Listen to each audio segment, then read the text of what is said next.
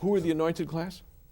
They're the 144,000. Okay, and those on earth of the 144,000, the guys that were left were what? The leaders of the Watchtower, weren't they? The faithful and discreet slave. Okay, so basically what that was pointing you to is you had to have loyalty to this group of men in absolutely. Brooklyn, New York. Loyalty to the organization. Now, here's the thing, folks, you need to realize. There's over 7.5 million Jehovah's Witnesses in the world that we're all talking the same story here.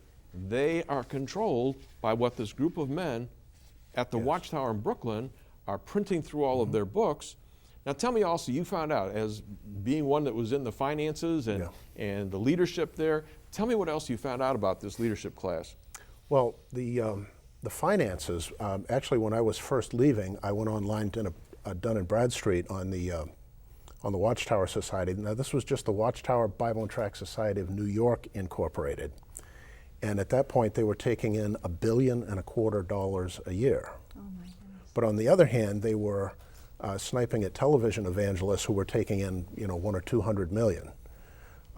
So then I began to realize it was a lot about the money.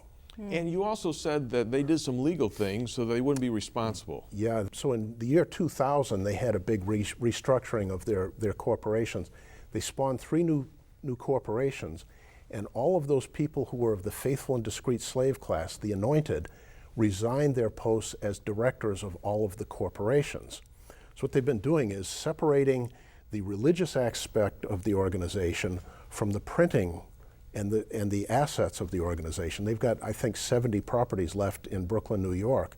In 2004, they sold the Furman Street building for $204 million. And they separated this, why? Well, this is what I was thinking, because they always cast it in light of, it's simplification, so that the faithful and discreet slave can really pay attention to religious things. But they're really responsible for all of the doctrine, all of the teaching, all of the policies of Jehovah's Witnesses. Now, one thing that could be a legal problem for them is the blood issue, because they've constantly been backing off, becoming less strict on that. Because if people obey them and don't take a blood transfusion and a son dies or a little child dies or the wife dies, they can turn around and sue them. They could sue them, but the people they would sue are the faithful and discreet slave. Now, in their positions at Bethel, they are actually members of a special religious order, the Order of Special Full-Time Servants, and as such, they've taken a simple vow of poverty. So, on the one hand, they're controlling the doctrine, and they, of course, control the printing corporations, but they have no control legally over all of these assets.